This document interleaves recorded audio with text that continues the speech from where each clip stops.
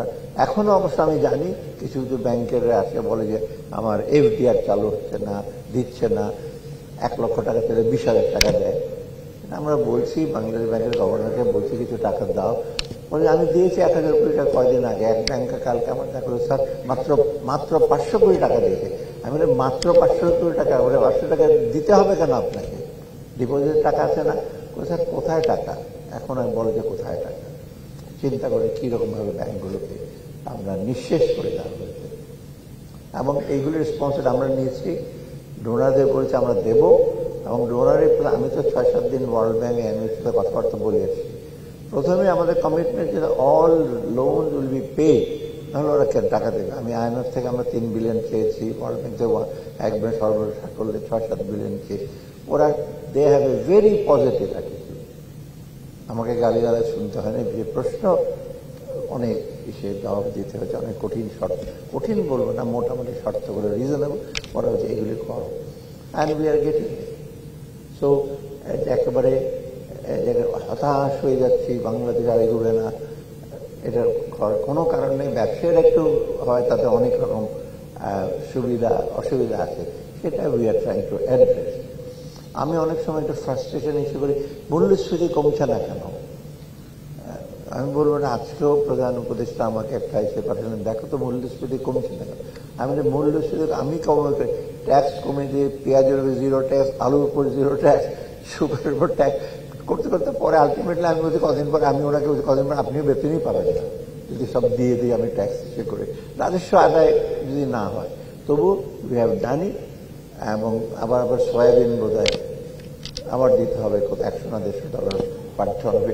এগুলো প্র্যাকটিক্যাল জিনিস। আপনার বাইরে থেকে সাংবাদিক ইশারা আছে, কেন কমছে না, ডিমের দাম কমছে না। আরেকবার ডিমের দাম আমি বলেছিলাম ডিম তো ম্যানুফ্যাকচার করে, তখন ওরা বলছে ওনারা ডিম পারেন না কেন, ওনারা ডিম পারলে হয়। দিজ আর নট জার্নালিজম, এগুলো কিন্তু সাংবাদিকতা না। এটা আমার উদ্দেশ্য ছিল যে ডিম তো এমন জিনিস না চট করে বানিয়ে ফেলবো, সময় লাগবে। 4 কোটি 4.5 কোটি ডিম লাগে, তখন উৎপাদন হলো 3 কোটি। আমরা ইম্পোর্টের জন্য বললাম সে আগে ভারত থেকে আমি ইম্পোর্ট হবে। আরে বাবা, থাইল্যান্ড থেকে ডিম আনে আপনি খেতে পারেন, একটা ডিম 50 টাকা হবে। ওগুলো আবার বাস্তবতা একটা জিনিস আনলাম, সেটা অনেক বেড়ে থাকবে, আর সেটা এনাফ ছিল না ডেইলি। আর যারা দিই তারা আনবেন, মানে এগুলো বাস্তব ব্যাপার আছে। তবে মোদ্দা কথা হলো, যেটা দেবপ্রীতি কিছু মেনশন করেছে, ইনস্টিটিউশনগুলো মোটামুটি বেশিরভাগ ইনস্টিটিউশনই থাকে ধ্বংসের দ্বার প্রান্তে। প্রতিষ্ঠানগুলো আমি নাম নাই বললাম, প্রতিষ্ঠানগুলো আপনি বুঝতে পারবেন, বিশেষ করে সরকারি প্রতিষ্ঠান আর স্টেট ওন এন্টারপ্রাইজেস। গভর্নেন্স ছিল না, জবাবদিহিতা ছিল না। রাত 9টা পর্যন্ত যদি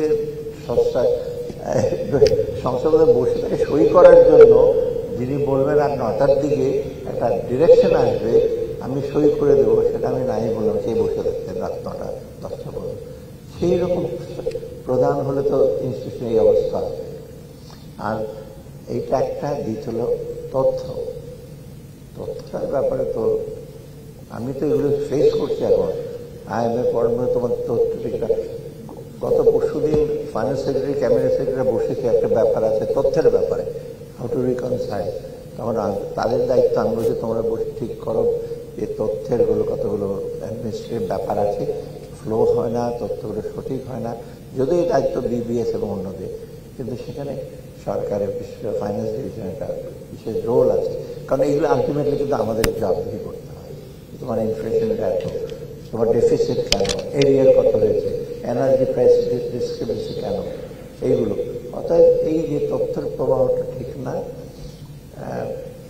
কোয়ালিটি এবং পিরিয়ডিসিটি অবশ্য। এই যে কি হাউস হোল্ড এক্সপিরিয়েন্স সার্ভে হয়েছে, 4 না 5 বছর পরে রেজাল্ট পেলে কি লাভ হলো? এই 4-5 বছর মধ্যে সমস্ত ইন্ডিকেটার সব চেঞ্জ হয়ে গেছে।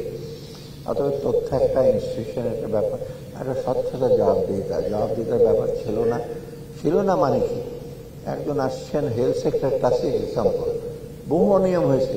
এখন ডিজি বলকে আমার সময় তো হয় নাই, এবং আপনার সময় হয় নাই, কিন্তু আপনার প্রেডিসেসর তো করেছে, আপনি তো ইউ হ্যাভ টু ওন। একজন আসতে থাকবে আমার সময় না, প্রত্যেকে একটা করাপশন করবে আর মহানন্দে চলে যাবে, বাড়িতে গিয়ে বসে থাকবে আর তবে এই করে করে কিন্তু আমাদের অর্থের অপচয় হয়েছে, অনেক প্রজেক্ট নেওয়া হয়েছে যদি করে ফিজিবিলিটি হয় না, রেট অফ ইন্টারেস্ট হাই, আর কিছু কিছু তো কর অবকাশ দেওয়া হয়েছে, সেটা নাই বললাম। এই চেয়ারম্যান জানেন, এগুলো আপনারা বাইরে হয়তো বুঝতে পারছেন না। এই যে আদানির ব্যাপারে তো কোনো করই দেওয়া হয় নাই, কত 4,000 না 5,000 কোটি টাকার মতো। তো এটা কোনো ডিল হলো? আপনি ট্যাক্স দেবেন, ভ্যাট দেবেন, আরেকজন 1,000 কোটি টাকার প্রজেক্ট করে ট্যাক্স দেবে না।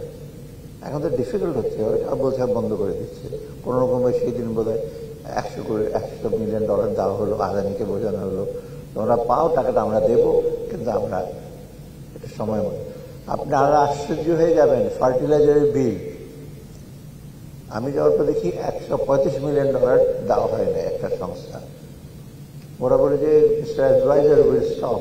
আর ওখানে তো ফার্টিলাইজার প্রাইভেট সেক্টর, G2G হয়, কিন্তু দেয় তো ওরা বলে আমরা দেবই না। তাড়াতাড়ি করে তাড়াহুড়ো করে আসছে 20 মিলিয়ন 40 মিলিয়ন করে ওটা সত্যি। এখন আবার আরো নাকি বলছে $55 মিলিয়ন ডিউ বলে।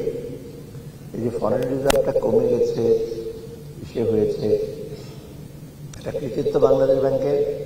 $1 ফরেন রিজার্ভ থেকে না খরচ করে $2.5 বিলিয়ন ছিল। আমি জানি অনেকে ব্যাংকার আছে, সেদিন $2.5 বিলিয়ন ছিল area, and governor has reduced it only to $400 million or $500 million. আমাকে বলেছে আমি 1% বিক্রি করিনি রিজার্ভ থেকে। আগের গভর্নর সাহেব, উইথ ডিউ রেসপেক্ট, 42 বিলিয়ন থেকে 12 বিলিয়ন উনি বিক্রি করে দিলেন। কিসের জন্য? ফরেন রিজার্ভ, ফরেন এক্সচেঞ্জটাকে আর্টিফিশিয়ালি লো রাখার জন্য।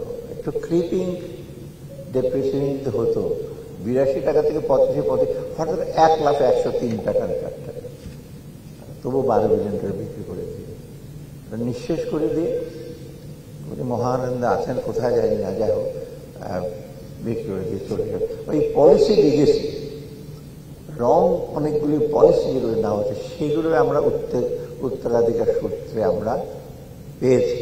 এগুলো কারেক্ট করতে সময় লাগবে। তবে সুখের বিষয় যে আমরা সাপোর্ট পাচ্ছি মানুষের।